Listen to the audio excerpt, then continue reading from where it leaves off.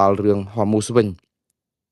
អញ្ចឹងទ័ពជើងទឹកអាមេរិកនេះគឺបាញ់ប្រហារនិងសម្រុកឡើងទៅកាន់កាប់កប៉ាល់ដឹកទំនិញអ៊ីរ៉ង់ដែលល្មើសបំរាមនេះគឺរឿងនេះកើតឡើងពីម្សិលមិញបងប្អូនម្សិលមិញនេះគឺកប៉ាល់ដឹកទំនិញដ៏ធំសម្បើមមួយរបស់អ៊ីរ៉ង់បានដាក់បើកតែនិយាយទៅគឺគោលបំណងគឺឆ្លងកាត់ច្រក Hormuz តែជាកប៉ាល់ដឹកទំនិញអ៊ីរ៉ង់ដែលចេញពីកំពង់ផែអ៊ីរ៉ង់ហើយមកថ្មីនេះអ៊ីរ៉ង់គេបានអឺគេដឹងតាក់តងបិទបើកអីហ្នឹងអ៊ីរ៉ង់ម្ដងបិទម្ដងបើកប៉ុន្តែអាមេរិកអត់ទាន់បើកច្រក Hormuz នេះទៅវិញទេនៅឡើយទេព្រោះអីអ៊ីរ៉ង់កាលដំបូងថាចង់បើកហើយបើកទៅរឹតត្បិតអីអញ្ចេះអញ្ចោះដល់អាមេរិកកុំឲ្យអ៊ីរ៉ង់នឹងនៅកាច់បានស្រាញ់ចិត្តគឺបិទចោលទាំងស្រុងតែម្ដងចំពោះតែកប៉ាល់ដឹកទំនិញអ៊ីរ៉ង់ដែលឆ្លងកាត់ច្រក Hormuz ពីកំពង់ផែអ៊ីរ៉ង់ទៅកំពង់ផែណាមួយទៀតក៏ដោយនៅលើពិភពលោកព្រោះចង់កាច់អ៊ីរ៉ង់ហ្នឹងកុំឲ្យកឡុកយកច្រក Hormuz ហ្នឹងម្ដងយកស៊ុយសាអកម្ដងបាញ់ប្រហារម្ដងអីតែម្សិលមិញនេះរឿងពីរគឺរឿងទី1គឺកប៉ាល់ដឹកទំនិញផ្សេងប្រហែលពី3គ្រឿងនៅច្រក Hormuz ហ្នឹងណានៅពេលដែលព្រមព្រៀងគ្នាឲ្យបើកឲ្យអីអស់ហើយអ៊ីរ៉ង់បានបាញ់ប្រហារទៅលើកប៉ាល់អឺចេញអាទូកបណ្ដេញគេទូចហ្នឹងដេញបាញ់ប្រហារដែលធ្វើឲ្យនាវាដឹកទំនិញហ្នឹងគ្នាត្រូវដកថយត្រូវអញ្ញាយពេញទឹកពេញដីគឺថាអ៊ីរ៉ង់នៅតែធ្វើព្យុះភ្លៀងនៅតំបន់ Hormuz ហ្នឹងប៉ុន្តែมันមានកញ្ជ្រួចមីស៊ីលអីធំទេគឺបាញ់ជារបៀបវាថាទូកកណូតលឿនហើយមានបំពាក់កាភ្លើងយន្តលើហ្នឹងអញ្ចឹងណាប៉ុន្តែថ្ងៃនេះគឺថ្ងៃម្សិលមិញដដែលហ្នឹងក្រៅតែពីព្រឹត្តិការណ៍អ៊ីរ៉ង់បាញ់កប៉ាល់ដទៃទៀតដែលឆ្លងកាត់តាមច្រក Hormuz ហ្នឹងគឺអាមេរិកចាប់ផ្ដើមបាញ់កប៉ាល់របស់អ៊ីរ៉ង់តែម្ដងដែលតាមពិតមុននឹងបាញ់កំទេចនេះអាមេរិកបានព្រមានកប៉ាល់នេះទុកពេលឲ្យដល់ទៅ6ម៉ោងព្រោះកប៉ាល់ចម្បាំងរបស់អាមេរិកប្រាប់សញ្ញាទៅនាវារបស់អ៊ីរ៉ង់នេះថាអ្នកមានពេល6ម៉ោងឲ្យវិលក្បាលមកវិញឬក៏ត្រូវមិនអាចឆ្លងកាត់ចូលក្នុងច្រក Hormuz នេះបានទេព្រោះអាមេរិកបិទអស់ហើយដោយសារតែបំរាមមួយគឺទាល់តែអ៊ីរ៉ង់ទទួលព្រមតាមកិច្ចព្រមព្រៀងចរចាឈប់ផលិតអាវុធបរមាណូបានអាមេរិកបើកច្រកនេះហើយបើអត់បើកទេគឺបើអត់ព្រមទេគឺអាមេរិកនឹងបិទរហូតដើម្បីយកជាឧបករណ៍តតាំងចរចាជាមួយនឹងអ៊ីរ៉ង់នៅថ្ងៃច័ន្ទគៀពុធនេះក៏ប៉ុន្តែដោយសារតែម្ចាស់កប៉ាល់ដែលដឹកទំនិញអ៊ីរ៉ង់ពីច្រកកំពង់ផែអ៊ីរ៉ង់នឹងមិនព្រមស្ដាប់ទើបធ្វើឲ្យអាមេរិកចាប់ផ្ដើមបាញ់ប្រហារតែម្ដងគឺបាញ់ចេញពីកប៉ាល់ចម្បាំងអាមេរិកទៅប៉ុន្តែមុននឹងបាញ់ប្រហារហ្នឹងបើតាមស្ដាប់អ្វីដែលជាខ្សែអាត់វីដេអូនិងសំឡេងដែលសហរដ្ឋអាមេរិកគឺខាងកងនាវានិងក្រសួងការបរទេសអាមេរិកគេបញ្ចេញផ្សាយជាសាធារណៈនោះគឺអាមេរិកក៏បានព្រមានប្រាប់ទៅនាវិកនិងកាពីតានកប៉ាល់ទាំងអស់នោះឲ្យចេញពីកាប៊ីនដែលមានម៉ាស៊ីនកណូតម៉ាស៊ីនកប៉ាល់ហ្នឹងដើម្បី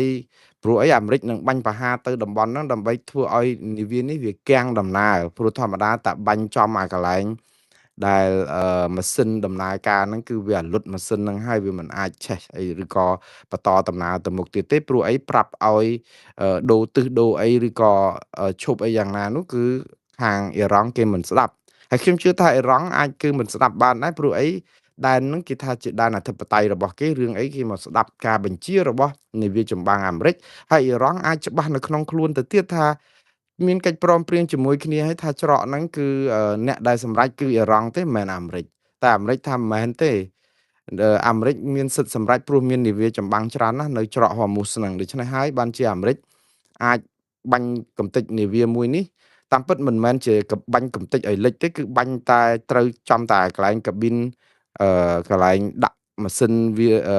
ដើម្បីដំណើរការកប៉ាល់ហ្នឹងឥឡូវនេះពេលដែលបាញ់ប្រហាររួចហើយគឺកងទ័ពម៉ារីនអាមេរិកហ្នឹងគឺចុះពីលើកតុំរុយទាំងយប់បាទពីលើឧទ្ធម្ភាគចក្រហ្នឹងទៅគ្រប់គ្រងកប៉ាល់ហ្នឹងនៅពេលដែលគ្រប់គ្រងមានរឿងអីកើតឡើងបងប្អូនហេតុអីបានជាអាមេរិកទៅវាយប្រហារកប៉ាល់របស់អ៊ីរ៉ង់បើចិត្តចរចាមកដល់ថ្ងៃទៅហើយច្រក Hormuz ហ្នឹង ដូចជាព្រមព្រៀងគ្នាទៀតបងប្អូនដឹងមានបទឈប់បាញ់ហើយតើមិនចឹងហ៎ព្រោះបទឈប់បាញ់ហ្នឹងគឺនិយាយគ្នាឲ្យអាមេរិកដំបងពុំមានថានឹងកំទេចហេដ្ឋារចនាសម្ព័ន្ធថាមពលអគ្គិសនីនិងស្ពានរបស់អ៊ីរ៉ង់ហ្នឹងឲ្យខ្ទេចម៉ត់ទៅជាផេះផង់បើមិនព្រមបើកច្រកហ័រមូសហ្នឹងគាត់និយាយលោកត្រាំនិយាយពីថ្ងៃទី15ខែមេសា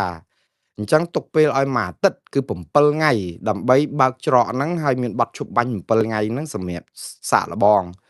ឥឡូវ7ថ្ងៃហ្នឹងនៅសល់តែប្រហែល2ថ្ងៃទៀតទេព្រោះអីថ្ងៃ22នេះគឺថ្ងៃពុធនេះគឺចប់ហើយដល់ចប់7ថ្ងៃហ្នឹងហើយមុននឹងចប់ហ្នឹងឥឡូវគឺរឿងហ្នឹងកើតឡើងអញ្ចឹងហើយការចរចាដែលគ្រោងធ្វើនៅអ៊ីស្លាមាបាតប្រទេសប៉ាគីស្ថានខាងអាមេរិកបានបញ្ជូនគណៈប្រតិភូសំខាន់ទៅហើយបានន័យថាទៅត្រៀមនឹងចរចាដើម្បីជុំទី2ហើយជាជុំបញ្ចប់ដែរបើសិនជាអត់ចប់លើកនេះទៀតប្រហែលជាអ៊ីរ៉ង់អាចនឹងទៅជាផេះផង់ចុងក្រោយហើយប៉ុន្តែអ៊ីរ៉ង់នៅពេលចុងក្រោយហ្នឹងគឺគាត់នៅតែបិទអាចច្រកហ័រមូសហ្នឹងដោយសារយកហេតុផលថាអាមេរិកបំពានកិច្ចព្រមព្រៀងនៃប័ណ្ណឈប់បាញ់រវាងអ៊ីរ៉ង់និងអាមេរិកដែលថាត្រូវបើកច្រកហ័រមូសក៏ប៉ុន្តែតាមពិតអ្នកដែលបំពានច្រកហ័រមូសនេះមុនគេមិនមែនអាមេរិកទេអ៊ីរ៉ង់ហាក់បីដូចជាបង្ហាញថាអាមេរិកខូចប៉ុន្តែបើនិយាយឲ្យសច្ចយុត្តិធម៌អ៊ីរ៉ង់ខូចដែរហេតុអីបានខ្ញុំថាខូចនៅពេលដែលមានកិច្ចព្រមព្រៀងប័ណ្ណឈប់បាញ់ជាមួយអាមេរិកភ្លាមថ្ងៃ15ហ្នឹងគឺអនុវត្តសាកល្បងមួយសប្តាហ៍អ៊ីរ៉ង់ចាប់ផ្ដើមយកសួយសហករណ៍ព្រោះអីកាលនៅព្រមព្រៀងគ្នាថាត្រូវបើកច្រកហ័រមូសដោយសេរីអត់មានការរឹតបន្តឹងគ្មានលក្ខខណ្ឌគ្មានអីឲ្យរក្សាសុវត្ថិភាពទៀតតែផ្ទុយទៅវិញអ៊ីរ៉ង់ពេលដែលបើកច្រកហ័រមូសបើករបៀបលិបឡបើកយកសួយសហករណ៍មកកប៉ាល់គឺដឹកប្រេងមួយធុងយក$1ចឹងកប៉ាល់មួយអាចរាប់$10,000ចឹងចេញចូលហ្នឹងមួយថ្ងៃសម្រាប់ការបង់សួយសហករណ៍ដល់អ៊ីរ៉ង់ហ្នឹងអាចទៅ$500,000,000ឯណោះក្នុងមួយថ្ងៃយើងសាកគិតមើលតើកប៉ាល់ប្រមាណគ្រឿងដែលនឹងចេញឲ្យទំនិញប្រមាណដែលចេញតាមច្រកហ័រមូសនេះគឺជាច្រកសេដ្ឋកិច្ចមួយយ៉ាងសម្បើមសម្រាប់ប្រទេសអ៊ីរ៉ង់ដែរក៏ប៉ុន្តែដល់អ៊ីរ៉ង់រឹតត្បិតហ្នឹងដំបូងថាយកសួយសហករណ៍ក្រោយមកថាបិទវិញទៀតដោយសារអីយកលេសថាអ៊ីស្រាអែលទម្លាក់គ្រាប់នៅលីបង់ខ្លាំងសម្បើមអារឿងអ៊ីរ៉ង់និងអាមេរិករឿងផ្សេងទៅយករឿងអ៊ីស្រាអែលមកបូកលោកចឹងហើយបានជាលោកត្រាំ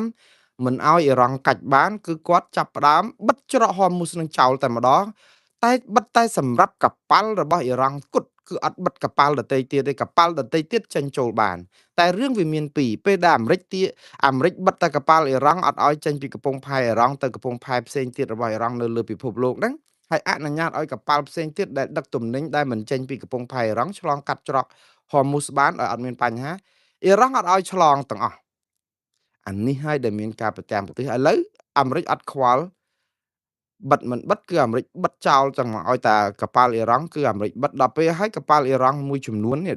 ម្សិលមិញនេះគឺល្មើសបំរាមហ្នឹងបានអាមេរិកបាញ់គម្រាមហ្នឹងដូច្នេះអ៊ីរ៉ង់ចោទអាមេរិកទៀត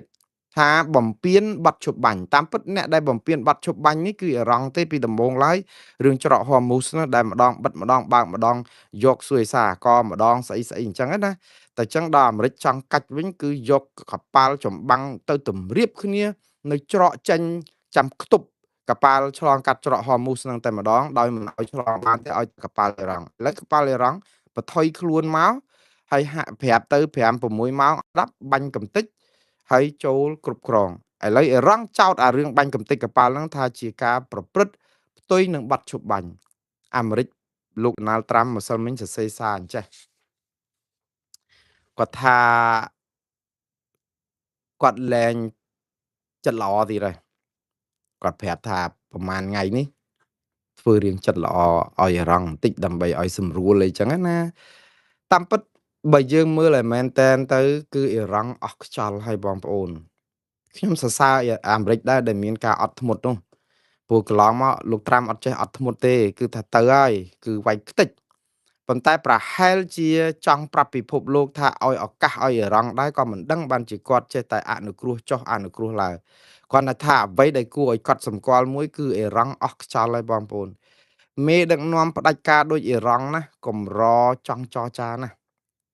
បើខ្លួននៅខ្លាំងទេឬចរចាគឺទៅទេតែម្ដង ហើយអ៊ីរ៉ង់ភ្លេចខ្លួនថានៅពេលដែលខ្លួនចាប់ផ្ដើមធ្វើសម្បទានឬក៏ចរចាឬក៏បន្ទន់ឥរិយាបថណាមួយគឺខ្លួនកំពុងតែហុចដងដាវទៅឲ្យភាគីអាមេរិកហើយព្រោះភាគីអាមេរិកគឺលោកត្រាំក៏អត់មានថយក្រោយទេនៅពេលដែលអ៊ីរ៉ង់ចាប់ផ្ដើមទុនបានន័យថាគឺយើងចាប់ផ្ដើមបង្ហាញអំពីភាពជ្រាយភាពខ្សោយរបស់អ៊ីរ៉ង់ដោយស្វ័យប្រវត្តិព្រោះបើយើងប៉ាកែយើងហេតុអីចាំបាច់មកលុះក្រោមឥទ្ធិពលនៅក្នុងការគម្រាមកំហែងរបស់អាមេរិកអីបើយើងគ្រាន់បើយើងអាចនៅបាញ់កំទេចនាវាអាមេរិកបានឬក៏អាចបំផ្លាញស្អីបានទៀតដែលមានកញ្ជ្រួចមីស៊ីលមានអីគ្រប់សពនោះមិនធ្វើទៅហេតុអីមកលុះក្រោមឥទ្ធិពលនៃការសម្លុតរបស់អាមេរិកបានន័យថាអ៊ីរ៉ង់អស់ខ្យល់ហើយនៅពេលដែលអស់ខ្យល់អាមេរិកក៏បន្លាយខ្សែនឹងឲ្យវែងបន្តិចទៀតដើម្បីលេងលបែងកដោចាប់កូនឆ្មាចាប់កដោបន្លែងកដោមុននឹងលេបមុននឹងស៊ីដល់អញ្ចឹងទៅចេះតែតាមទៅចុងក្រោយគឺនៅតែងាប់ទេអាសត្វកដោហ្នឹងអញ្ចឹងអ៊ីរ៉ង់ចូលដល់ធរនេះហើយគឺចូលដល់ធរថាខ្សោយគ្រប់យ៉ាងអស់មានស្អីទប់អស់មានអីនេះយកច្រកហមូសចុងក្រោយដល់តែពេលខ្លួនឯងគិតថាបិទបើកបានស្រេចចិត្តអាមេរិកបិទពីក្រៅទៀតអញ្ចឹងឥឡូវជាការគម្រាមគឺអាកមន់គម្រាមសត្វស្វាបាញ់កំទេចកប៉ាល់អ៊ីរ៉ង់មួយដែលល្មើសបំរាមនេះគឺប្រាប់កប៉ាល់ទាំងអស់ឲ្យប្រយ័ត្នខ្លួនតាមពិតមុនបាញ់កំទេចនេះអាមេរិកបានឲ្យឱកាសកប៉ាល់6ទៀតដែលមិនមែនជាកប៉ាល់អ៊ីរ៉ង់ផងក៏ប៉ុន្តែកប៉ាល់ដែលបង់លុយឲ្យអ៊ីរ៉ង់អាមេរិកប្រាប់ថាសូម្បីតែកប៉ាល់ណាដែលបង់លុយសូម្បីតែ$1ដើម្បីឆ្លងកាត់ច្រកហមូសហ្នឹងទៅឲ្យអ៊ីរ៉ង់ណាក៏អត់ឲ្យឆ្លងផុតដែរត្រូវមកវិញទាំងអស់6គ្រឿងមុនហ្នឹងអត់បាញ់ទេគឺថាកាច់អ៊ីរ៉ង់មួយគឺមិនឲ្យយកលុយយកអីបានទៀតបង់លុយអត់ឲ្យចេញទៀតសូម្បីតែមិនដឹកទំនិញអ៊ីរ៉ង់ក៏ដោយតែបង់លុយឲ្យអ៊ីរ៉ង់គឺមិនឲ្យអ៊ីរ៉ង់កាច់បានគឺទាឲ្យមកវិញបើអត់មកបាញ់កំទេចអញ្ចឹងកប៉ាល់នឹងបាត់ក្បាលមកវិញពេញទឹកពេញដីដូច្នេះវារៀងពិបាកដែរបងប្អូនបើស្ដាប់ប៉ុន្តែបើមើលទៅគឺអ៊ីរ៉ង់ដូចខ្ញុំនិយាយចឹងអស់ខ្យល់ដល់អញ្ចឹងទៅការចរចាថ្ងៃនេះថ្ងៃច័ន្ទនេះគៀពុត3ថ្ងៃនេះដើម្បីបិទបញ្ចប់សង្គ្រាមនេះគឺអ៊ីរ៉ង់ក៏អស់ជំរឿសដែរឥឡូវអ៊ីរ៉ង់គេងឿកទៅវិញទៀតគេថាឥឡូវអាមេរិកបំពេញបទឈប់បាញ់គេអត់ទៅចូលរួមកិច្ចប្រជុំចរចាទ្វេភាគីរវាងអ៊ីរ៉ង់និងអាមេរិកនៅអ៊ីស្លាមាបាតប៉ាគីស្ថាននៅថ្ងៃច័ន្ទនេះឬអង្គារពុធនេះខ្ញុំថាល្អមើលហើយតើគាត់ងឿកបានប៉ុណ្ណាយើងចាំមើលទៀតព្រោះលោកត្រាំគាត់ថាគាត់ឈប់ធ្វើល្អអីណា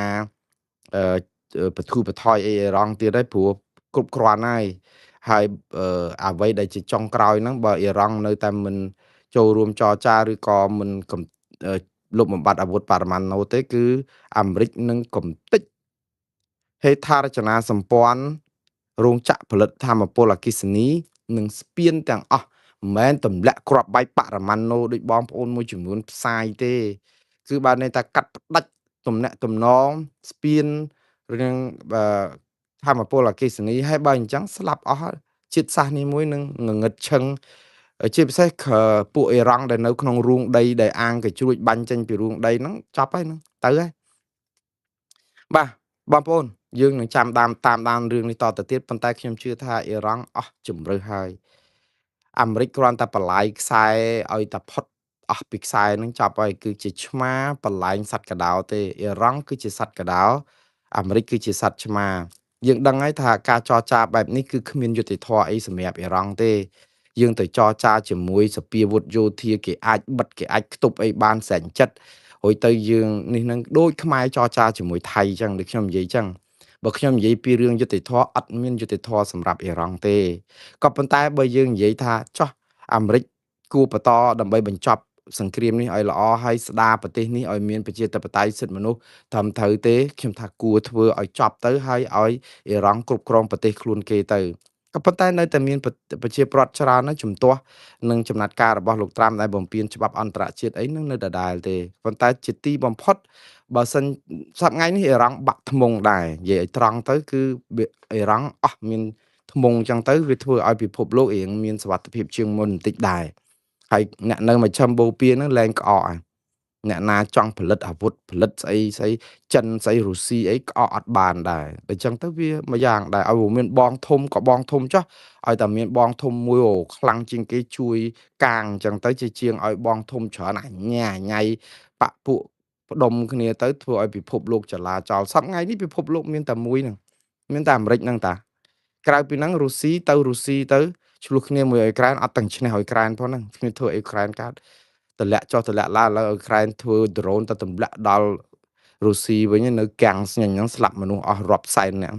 អញ្ចឹងក៏មិនអាចមកជួយអីលូកដៃអីមកតាក់ទងរឿងអឺរ៉ង់អីហ្នឹងជួយមកត្រូវដបងរបស់អាមេរិកទៀតទៅបាទឥឡូវនេះគឺព័ត៌មានទី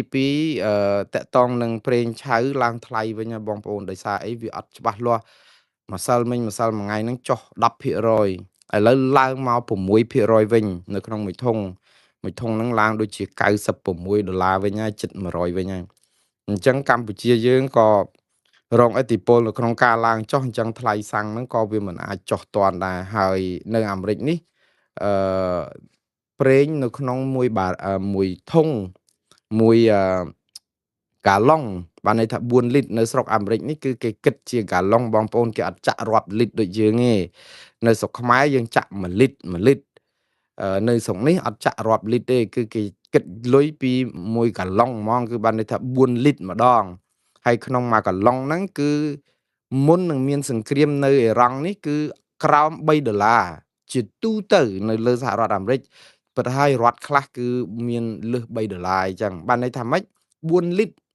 តម្លៃសាំងអត់ដល់$3ទេអញ្ចឹងបានន័យថាសាំងនៅអាមេរិកនេះណាមុនមានសង្គ្រាមនៅអ៊ីរ៉ង់នេះណាក្រោម1លីត្រក្រោម$1ទេអញ្ចឹង1លីត្រអត់ដល់4000រៀលទេ